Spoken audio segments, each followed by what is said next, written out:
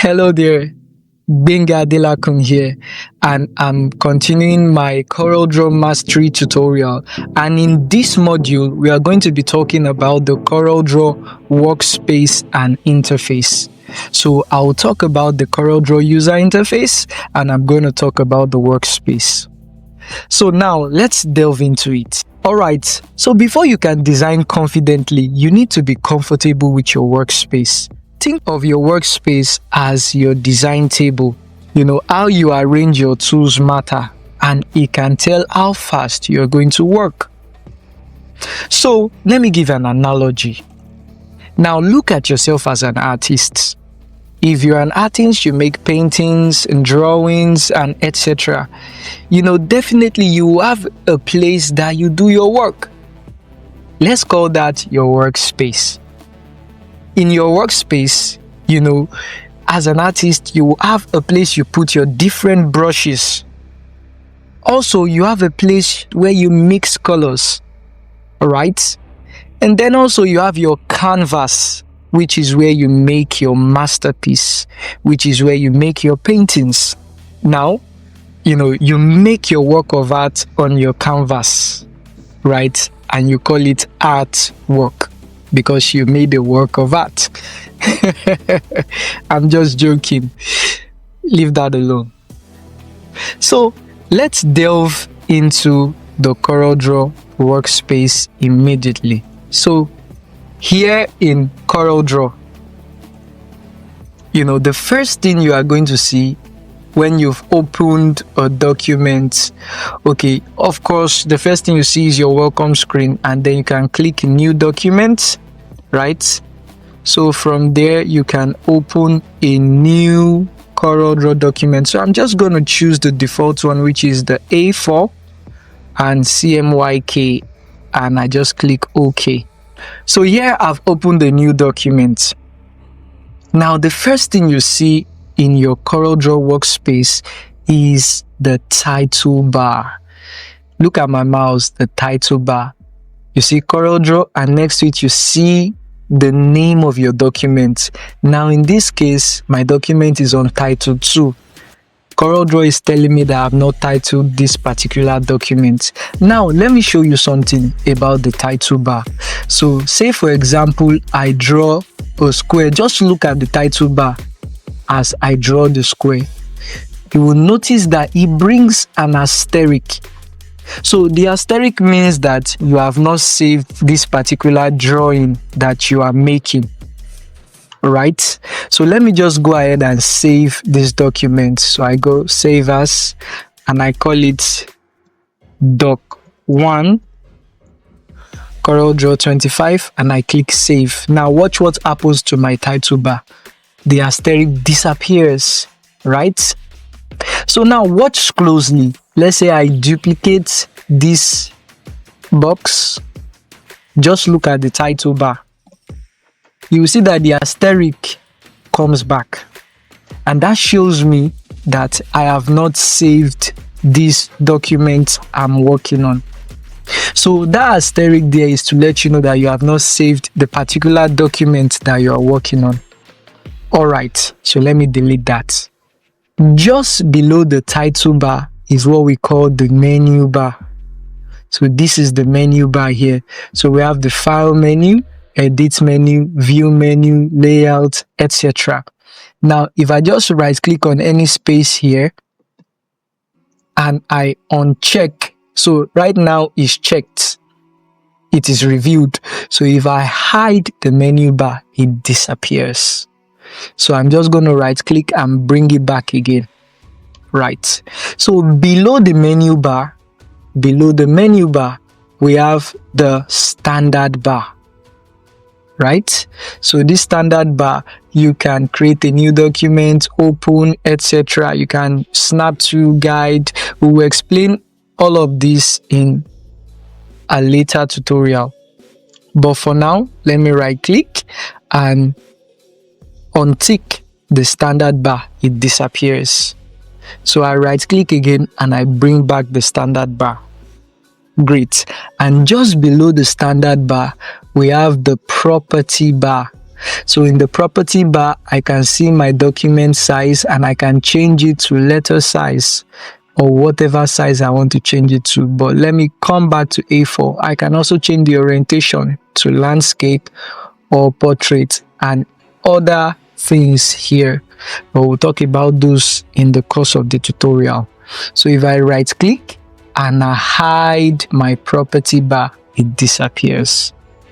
I right click again and I reveal my property bar, it comes back. So it's as simple as ABC.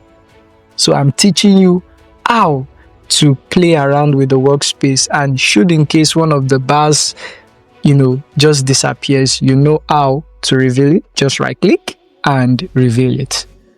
All right. Now, just below the property bar, we have the tabs. Of course, this is the welcome screen. This is the new document I just created. I can create a new one with the plus button. So it will bring this dialog box again, where I can choose the size, page size, the color mode, CMYK or RGB. We'll explain that, during the course of this tutorial. And I can just go ahead and click OK for now. So it will create a new tab for me. It's just like your web browser. You have the tabs where you can do different things. So the tabs, view them as different documents, right? So we have the tabs here, just like a web browser. Now on the far left side here, where my mouse is, you have the toolbox. The toolbox. So this is like that artist's toolbox where all the things you use to create the magic is there.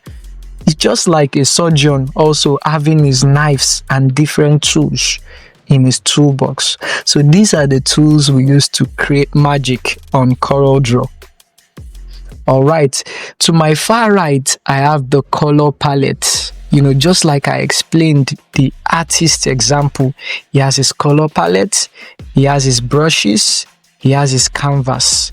So we have the toolbox on the far left, we have the color palette on the far right, and the color palette is determined by the document mode you selected from the start, either CMYK or RGB. In this case, we selected CMYK, so we can see that all the color palettes here are CMYK colors. If we chose RGB, the color palettes here will be RGB. Take note.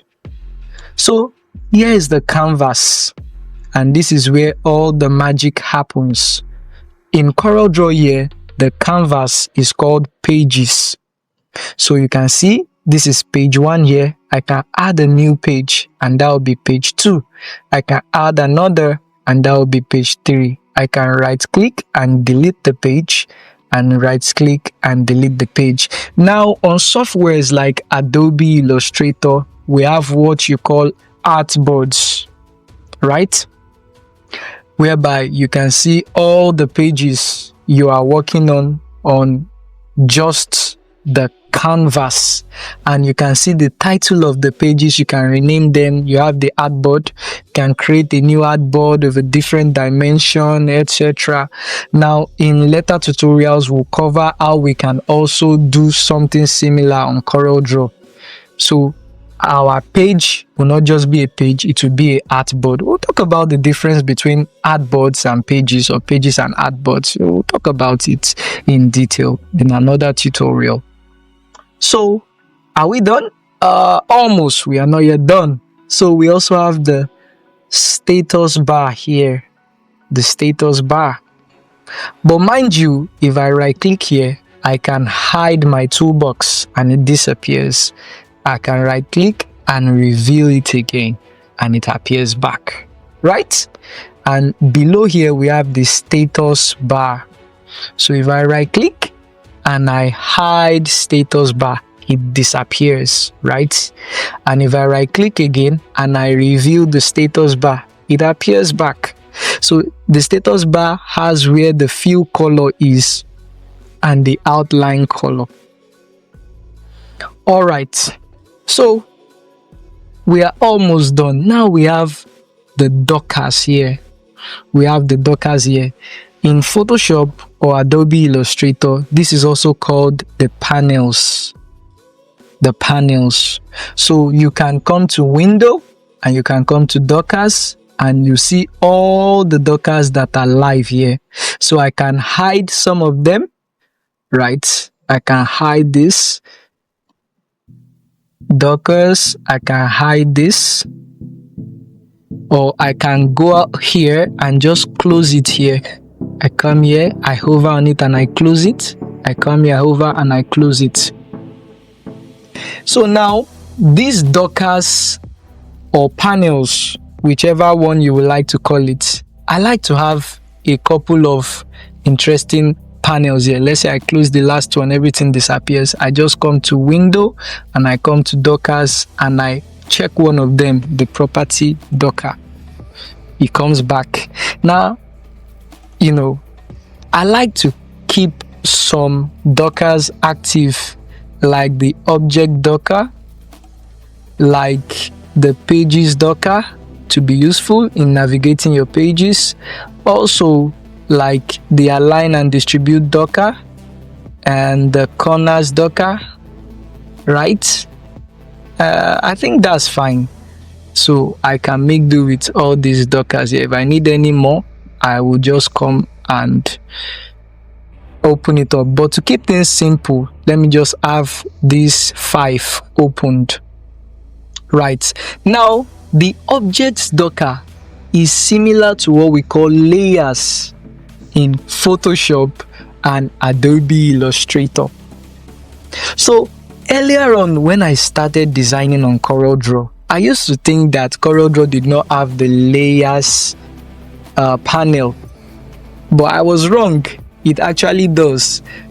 In CorelDRAW, it is called objects Docker, right? That's the layers panel in Adobe Illustrator or Photoshop.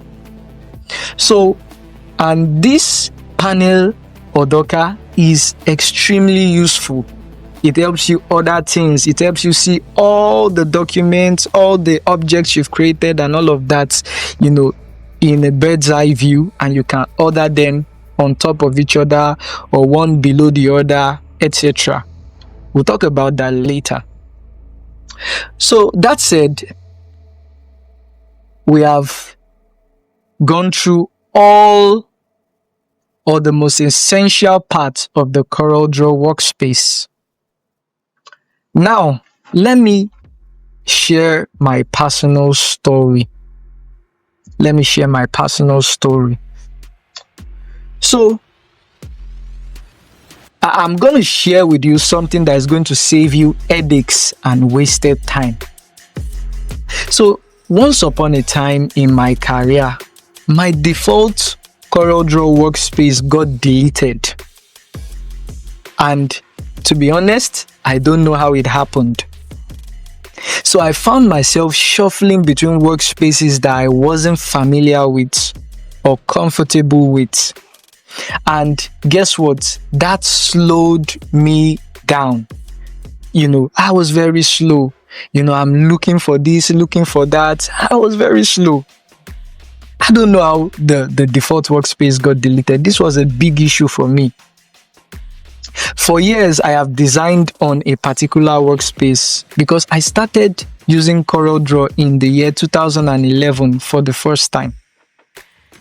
So fast forward to 2012, the next year, I was already familiar with the default CorelDRAW workspace, and over the years, I have seen that workspace evolve and I love that workspace. But suddenly, it got deleted. I couldn't find it anywhere. So this made my workflow very difficult. But recently, I found a solution to this problem. So I discovered that I could download the default CorelDRAW workspace, which has the .cdws extension. CD CorelDRAW WS workspace. So I found out that I could download it from the CorelDRAW forum.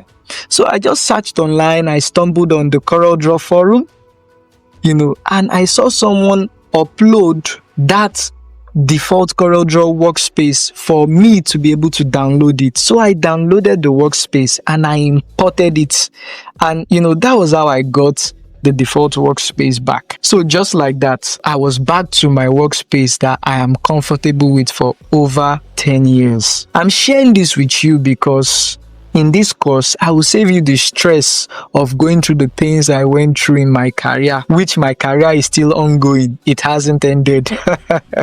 So I'll be revealing secrets and workflows. I'll be revealing hacks that I've learned over the years. So you are in the right place and you are in the right hands. And just enjoy how this tutorial unfolds because you are going to learn a lot from this tutorial. So if by any chance your workspace gets messed up or deleted, you know what to do. You can just go over to CorelDRAW forum and download the default workspace, or you can even save the default workspace right now and save it on the cloud or save it somewhere and just download it back. So I'm going to show you how to do that now. So you just come to window here and you come to workspace. Now you can see all the workspaces in CorelDRAW. We have the light, the default, the touch, and the specialty. So under specialty, we have illustration workspace, page layout, and guess what? There's a workspace that mimics Adobe Illustrator. Right. So the challenge I faced was that I didn't find this default workspace here. It got deleted. I don't even know how, and I don't know where to get it from. So from here, you can just import or export your workspace. So right now, I can export this default workspace.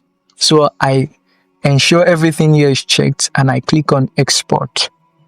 So I can save this as a default workspace, which I already did here. I can just save it as default CDR workspace and I click save. So it's as simple as that. So I've exported the CorelDRAW default workspace. I just wait for it and CorelDRAW does its job. So how do I import the workspace? So I guess this was the same workspace that someone uploaded so that someone who needs it can download. So mind you, I'll leave a link also to the forum where I was able to download the CorelDRAW workspace. So I come back to Windows, or I can go to tools, I can go to options, and I can go to workspaces. Right? So I can just import a workspace here and I'll see the workspace is here. Or if I downloaded it, I can just navigate to where I downloaded it and click. Let me open this workspace I just saved. So I click open. So you wait for it. So it says, do you want it as a new workspace or as the current workspace? So I want it as a new workspace. I can just give it a name. Let me call it Benga's workspace. So I can add a description. I can just click import here. So and I wait for it. All right, we are back. So it just loaded the workspace, so I can see the workspace here with the other workspaces that come with CorelDRAW. So I can just activate it by clicking OK. It's already activated, or I can just delete it here. So it says here that the selected workspace will be deleted permanently. The default workspace will be set as your current. So I can just hit delete and it reverts back to the default CorelDRAW workspace. That will take a little time. Just wait for it. All right. So it has deleted that workspace and we can just click OK.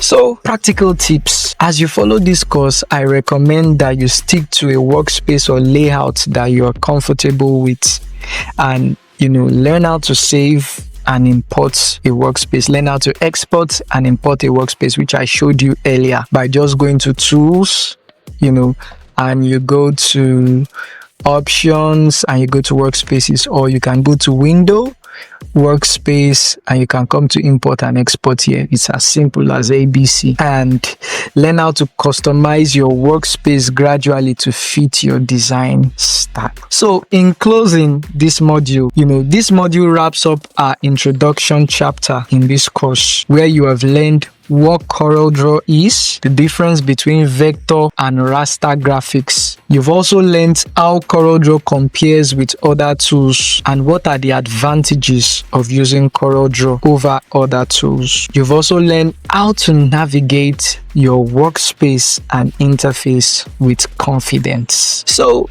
I end this tutorial here. Thank you for watching. Now, before I end, I'll be talking about the next chapter of this tutorial. In the next chapter, we will move from theory to practice.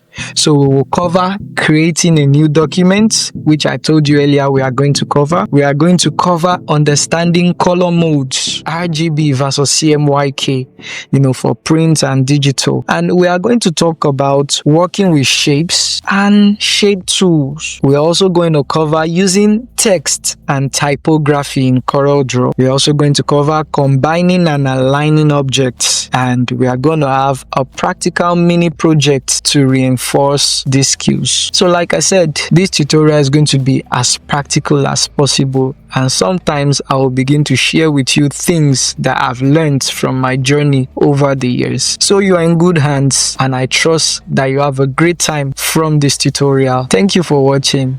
It's bye from here. Bye bye.